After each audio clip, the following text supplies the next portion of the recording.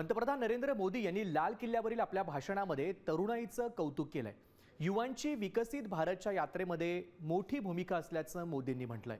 यानंतर ठाकरे सेनेचे खासदार संजय राऊत यांनी मोदींना सत्ता त्याग करण्याचा टोला लगावलाय। संजय राऊत काय म्हणाले पाहूयात। जब मैं विकसित भारत की बात कर रहा हूं, देश को तेज गति से आगे बढ़ाने की बात कर रहा हूं, उसका सबसे बड़ा लाभार्थी कौन है? इन सारे प्रयासों का सबसे बड़ा साधक कौन है? अगर साधक है तो मेरे देश का युवा है, मेरे देश की युवा शक्ति है।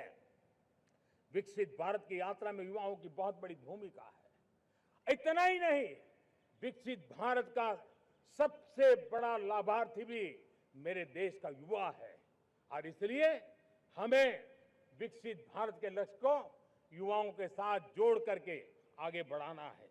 हा देश कायम युवा शक्तीच्या माध्यमातूनच पुढे गेला। त्याच्यामुळे ज्यांचं वय 75 वर्ष आहे त्यांनी सत्ता त्याग करून युवा शक्तीच्या हाती सत्ता दिली पाहिजे। हीच आपल्या देशाच्या स्वातंत्र्याला खरी मानवंदना राहील। साम टीव्ही मी नेहमी पाहतो, त्यावर दाखवलेल्या बातम्या रिलेट करतात।